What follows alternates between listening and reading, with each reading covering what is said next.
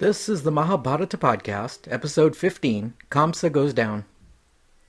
Last episode was dedicated entirely to Krishna and his gopi lovers.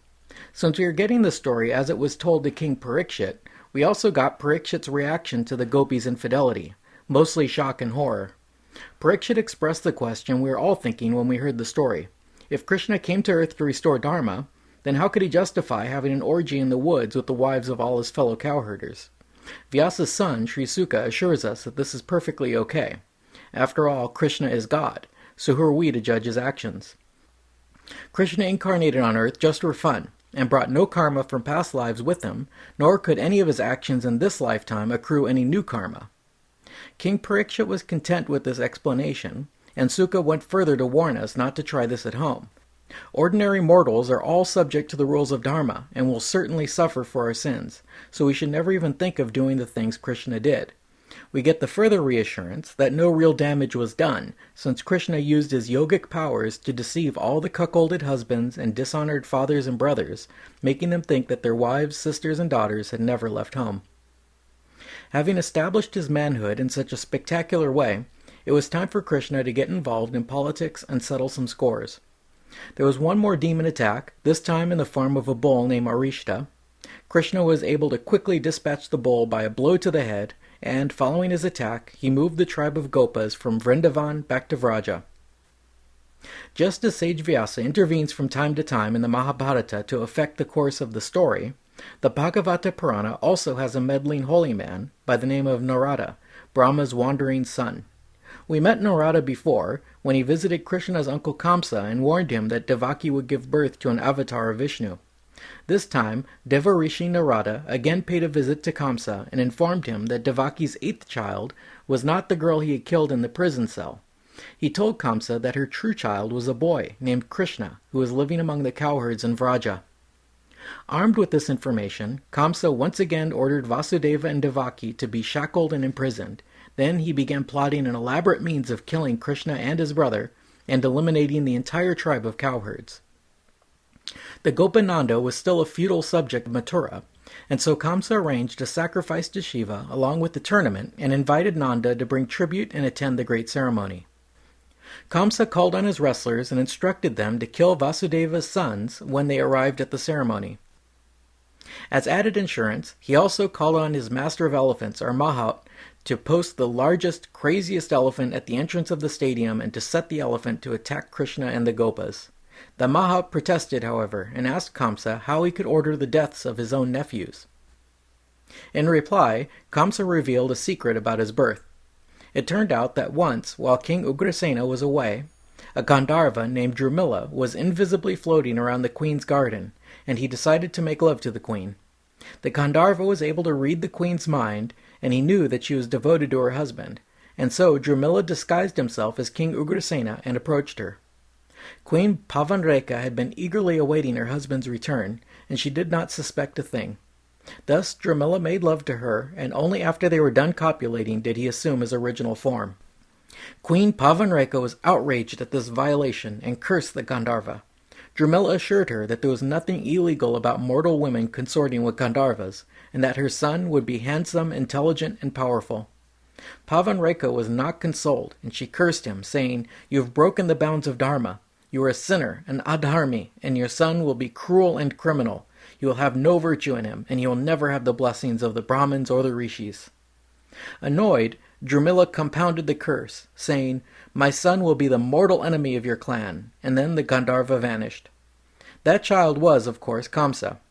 Later, the meddling rishi Narada came by and told Kamsa this story, and ever since he was the dedicated enemy of the Yadava clan. Perhaps King Ugrasena had Devaki with another wife, because Kamsa considered himself no relative of Devaki or her children, and thought it no crime to have them all killed. His plans in order, Kamsa sent a courtier named Akrura to Gokula to invite the Gopas, and Krishna especially, to attend the ceremonies of Mathura. Although he was Kamsa's servant, Akrura also recognized Krishna's greatness and became his devotee. He drove Krishna and Balaram in his own chariot back to Mathura, while Nanda and the Gopas followed behind with carts loaded with tribute for the king. The gopis, of course, were all heartbroken at Krishna's departure. We get no mention of what their husbands thought of this outpouring of emotion. As Krishna entered Mathura, he saw an immensely wealthy city. The city gates were made of solid crystal, fitted with golden shutters. The immense granaries were made of shining brass and copper, and there were countless mansions, gardens, and guest houses. The women of Mathura all froze in their tracks when they caught a glimpse of Krishna. They all lusted after him, mouths hanging open as he walked by. Krishna came across a washerman, or dhobi, who was carrying fine clothes to the palace. Krishna accosted him, saying, "Friend, give us some of these fine clothes you carry. I say to you, we certainly deserve to wear such clothes, and if you give them to us, great fortune will befall you." The dhobi was the king's man, however, and he rudely refused Krishna's request, saying, "These are the king's garments. You shouldn't dare to ask me for them. You idiots, if the king's soldiers hear you, they will clap you in irons, strip you naked, or even kill you for your temerity. Begone, you louts, get away from me." Irritated, Krishna plucked the man's head from his neck with his fingers. The dhobi's corpse fell to the ground, gushing blood. His servants dropped the clothes they carried and scattered in all directions. Krishna calmly picked up some fine clothes for himself, his brother, and their companions, leaving the rest on the ground. Other vendors, either more discerning than the dhobi, or perhaps intimidated by the violence, were more forthcoming. They competed in giving Krishna garlands of flowers and fine things to eat. Krishna then came across a hunchbacked woman carrying oils and perfumes. Krishna asked her name and requested some sandalwood paste. The woman said her name was Trivakra, and she was the king's masseuse. She offered him everything she had. In gratitude, Krishna placed his foot on top of her foot, then put his hands on her head and pulled, causing her crooked spine to straighten out perfectly. Everyone noticed that without this defect, she was extremely beautiful. Trivakra begged Krishna to come home with her so she could repay him more fully for his assistance. Krishna had to move on, however, but he promised he would return to her brothel as soon as his business with the king was taken care of. A major part of the Shiva sacrifice ritual was an enormous jewel-encrusted bow. This bow was on display near the stadium, and Krishna went there to have a look. There were a number of strong guards protecting the bow, and Krishna pushed them aside, picked up the bow, and strung it in a flash. As the crowd of townspeople watched, Krishna pulled back the bowstring, pulled it past his ear, and snapped Shiva's bow into two pieces. A thunderclap rent the air, reaching Kamsa's palace and striking him with fear. The soldiers ran at Krishna, but Krishna picked up the two halves of Shiva's bow and used them to beat the soldiers to death, blood spraying everywhere, their screams filling the air. The brothers then calmly walked away, toured the city a little more until the sun set. Then they returned to the Gopas camp in the suburbs to sleep for the night. The townspeople all warned Krishna what Kamsa had planned for him the next day, but he was unperturbed, sleeping soundly all night. Kamsa, on the other hand, was receiving news of how easily Krishna had broken Shiva's bow and killed his guards, and slept fitfully that night, seeing omens of death everywhere. The next morning the great tournament began. All of the townspeople took their seats in the stadium, and King Kamsa put on a brave face and took his seat of honor. Nanda then led his Gopas toward the stadium, bearing tribute for the king and accompanied by Krishna and Balaram. As they approached the stadium, the Maha prodded the mad elephant towards Krishna. The massive beast rushed towards Krishna, who stood his ground until it was upon him. Then he struck it a stunning blow on the head, ripped its tusks out, and beat the animal to death with its own tusks. Krishna then strolled into the stadium, covered in the blood and gore of the elephant, with one tusk resting on his shoulder. Everyone in the stadium could clearly tell that this was no ordinary mortal walking in their midst. The wrestlers then called out to Krishna and Balaram, challenging them to a wrestling match. After trading a few blows, Krishna body-slammed the first wrestler, killing him, and then tore the second wrestler into two pieces, while Balaram crushed his first opponent and kicked the head off his second. After this bloody spectacle, the rest of the wrestlers ran off in terror. Their fear of the tyrant now dispelled, the people of Mathura all cheered Krishna's victory over Kamsa's wrestlers. Kamsa was now too outraged to be scared, and called out to his guards, saying, "Kill these vile boys! Seize the property of Nanda and put him in fetters! Kill the deceitful Vasudeva, and kill my father Ugrasena, who conspired against me! Kill them all! Kill them now!" Before he finished saying this, Krishna flew up to the dais where Kamsa sat in his golden throne. Seeing death flying at him, Kamsa drew his sword and picked up his shield. Using the magic powers he inherited from his Gandharva father, Kamsa flew through the air from Krishna, but Krishna flew after him. As he flitted from ledge to ledge, his crown fell from his head. Immediately, Krishna seized Kamsa by the hair and dashed him down to the ground, and flew after him, landing squarely on top of the demon king, killing him instantly. Roaring, his eyes crimson, Krishna dragged Kamsa's body around the arena. In a wild and primitive ceremony, Krishna raged, howled, sang, and danced on Kamsa's corpse. Even wicked Kamsa was fortunate to have died by Krishna's hand, because he was purged of all his sins and his soul was absorbed into Krishna. Now Kamsa's 8 brothers surged at Krishna to avenge their dead brother, but Balaram picked up one of the elephant tusks and came at them, beating them to death in moments. The townspeople were in shock at the sudden change in the political scene. The royal house had been wiped out in minutes, and the former king was still in shackles in a dungeon.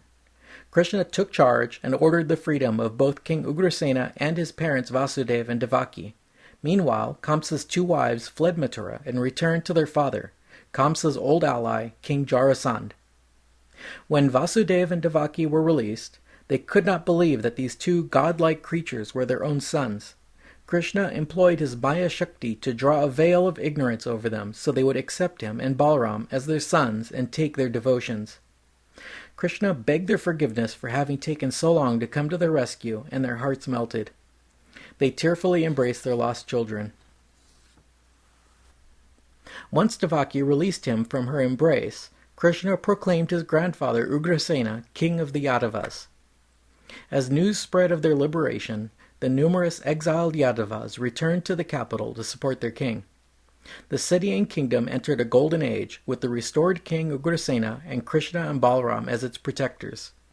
Krishna sent Nanda back to Vraja with rich gifts, and his natural parents enlisted Brahmins to perform the Upanayanam, or twice-born ceremony, for Krishna and Balaram.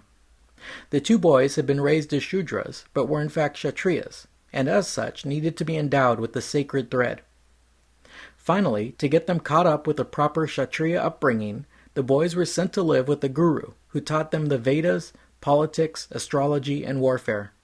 Both were exceptional students, exhausting their teacher's knowledge and mastering every subject in just 64 days. Following his graduation, Krishna's thoughts turned to his cousins, the Pandavas, in Hastinapur. At this point, they were still in training with the sage Drona and their cousins, the Kauravas. Remember, the Pandavas were Krishna's kinsmen, because Krishna's father, Vasudeva, was brother to the Pandavas' mother, Kunti. Thus, Yudhishthira, Bhima, and Arjun were Krishna's first cousins. Krishna went to the courtier Akrura and asked him to pay a visit to Hastinapur and find out how the orphan Pandavas were being treated in their uncle's court. Akrura duly went to Hastinapur and attended King Dhritarashtra's court.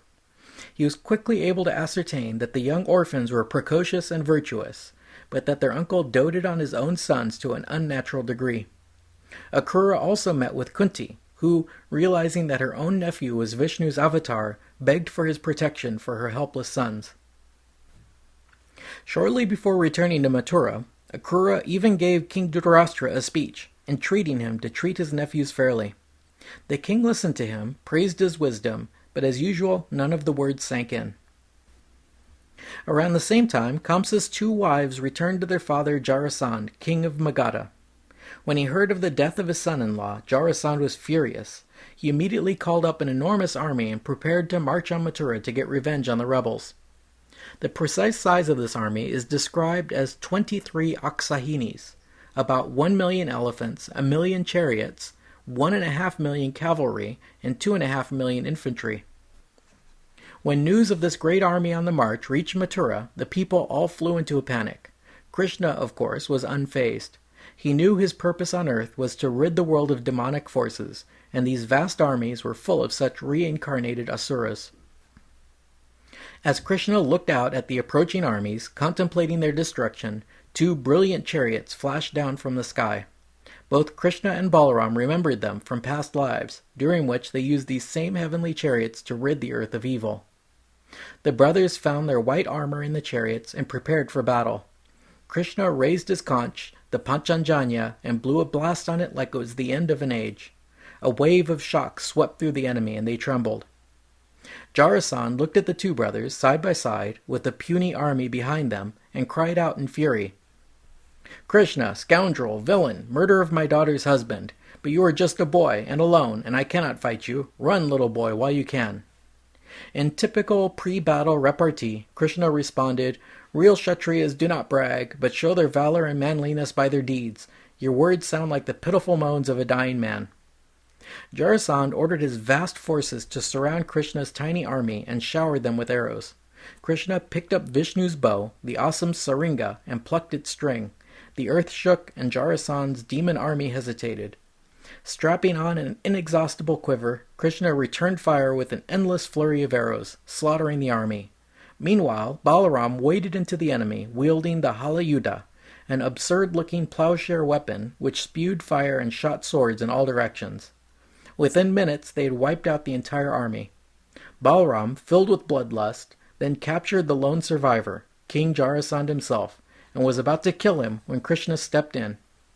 Krishna told Balaram that Jarasandh must be allowed to live, because he could muster many more such armies, and thus bring together vast numbers of incarnated asuras in one place for Krishna and Balaram to exterminate. And so Jarasandh was allowed to walk away from the battle. At first, Jarasandh was utterly defeated and did not set out for home. Instead, he headed for the forest, where he intended to renounce his life of evil. But along the way, he was greeted by some generals and allies who had not made it to the battle in time, and they convinced him that his defeat was only the working off of some bad karma, and that surely this run of bad luck could not go on. They should give it another try and put an end to this rebellion. Sullen and grim, Jarasandh agreed and returned to his kingdom to prepare a new army. Krishna and Balaram returned to Mathura in glory, bearing the weapons and treasure of their defeated enemy and offering it to the king. Not much later, Jarasandh returned with another army and was again defeated. This happened 17 times in total. The numbers of enemy dead must have exceeded 85 million casualties. Now, totally obsessed with destroying Krishna's forces, Jarasandh assembled his 18th army, and this time joined forces with a foreign army led by the Black Greek, Kalayavana. This presumably was one of Alexander's generals getting involved in Indian politics. The Black Greek brought along a mercenary army of 35 million mlechas. As this massive allied army set up camp, dwarfing the city of Mathura, Balaram got worried.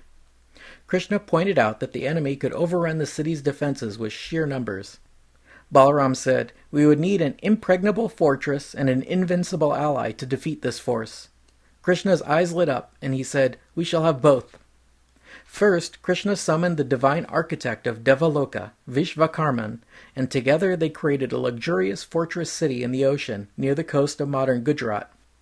The city was named Dwarka, and Krishna magically transported all the citizens of Mathura to this new and fabulous capital. Krishna ordered Balaram to stay with the people in Dwarka and help allot their new homes and administer the city, while he returned to Mathura to face Kalayavana, the Black Greek, alone and unarmed. Kalayavana saw Krishna emerge from Mathura, unarmed and wearing a garland of flowers. Krishna was partially revealed in his divine form, with 4 arms and red eyes. When the Black Greek saw him alone and unarmed, he dropped his own weapons and walked towards Krishna to fight him one-on-one. Instead of fighting, Krishna turned and ran. Kalayavana ran after him, barely keeping up, but determined to catch him and finish him off. He yelled, "This is not how real warriors fight. Stand and face me if you dare." Krishna ran up a hill and then darted into a cave. Minutes later, the panting Greek followed him into the cave and saw in the darkness a sleeping form. Thinking it was Krishna, he kicked the sleeping figure, yelling at him to quit pretending to be asleep and fight. The sleeping man was not Krishna, however. Krishna had run behind him and was hiding in the shadows. The sleeping man awoke, looked at the Greek, and fire flashed from his eyes, instantly burning Kalayavana to ashes. The sleeping man was in fact an ancient sage king from the past, named Muchukunda. Muchukunda was a king back during the wars of the Devas and Asuras. During this time, while the rishis sat in meditation and prayer, the Asuras roamed the land and hunted down the helpless holy men. King Muchukunda volunteered to be protector of the rishis. This Muchukunda did for an entire epoch, tirelessly defending the holy men from the roving Asuras. Finally, Shiva's son, Subramanya, undertook the protection of the rishis, and Muchukunda was allowed to retire. The grateful Devas offered to grant him any boon he desired except salvation, which not even the Devas could offer. Since Muchukunda had renounced everything to protect the holy men, all his family and loved ones had long since died. All he desired was rest. He requested that he be allowed to sleep until the Kali Yuga, when Vishnu would come to earth and bring salvation. So the Devas granted Muchukunda his wish, saying that anyone who disturbed him from his sleep would be killed instantly. After waking up and killing the Black Greek, King Muchukunda looked around and found Krishna in the cave, still in his Vishnu four-armed form. The bedazzled king asked who he was. Krishna replied, "Most honored one, my births, deeds, and names are so many that not even I can recount them all. You might count the specks of dust on the earth, but not the number of my births. But let me tell you about this advent of mine. Brahma came to me to say that the Asuras, born as Kshatriyas and other demons, overran the world. He said Dharma was in danger of perishing entirely unless earth was rid of her burden. I have come to lighten the earth's burden by making rivers of blood flow here. I incarnated myself in the house of Yadu, and I am called Vasudeva. I slew the Asura Kalanemi, born as Kamsa of Mathura, and many other devils in the world. Now, king, the fire from your eyes has consumed Kalayavana. Long ago, before you slept, you worshipped me devoutly. As I love my bhaktas, I came here to bless you." Muchukunda's heart sang. He knew the visitor to his cave was the Lord Narayana himself. He prostrated at Krishna's feet and spoke to him in a voice full of joy. Krishna offered to grant him any wish he desired, but the ancient king only asked to be saved. Krishna said, "Great king, lord of all the earth, your mind has found purity and resolve. I offered you any boon you wanted, but you were not tempted. I was not testing you, O king, but only showing how a bhakta with true devotion can never be tempted or corrupted by worldly pleasures. Those who practice meditation and yoga, but do not have bhakti, the subtle desires in their hearts remain undestroyed, and they inevitably turn back to pleasure and the gratification of the senses. Go anywhere you want, with your heart absorbed in me. I bless you that you shall have unshakable devotion to me, wherever you are in every circumstance. When you were king, you hunted and killed many innocent creatures in the forest. These sins cling to you, and you must burn them with the fire of worship. Control your senses, submit to me, and in your next birth you will be born as a great Muni, with universal love for all living things. In that life you will find my transcendental being, which is beyond karma." With this blessing, Muchukunda left the cave and noticed that the trees, plants, animals, and men had all diminished in size, and he knew the Kali Yuga was near. The king sought out the Himalayas, where he found an ashram to worship Vishnu and do penance.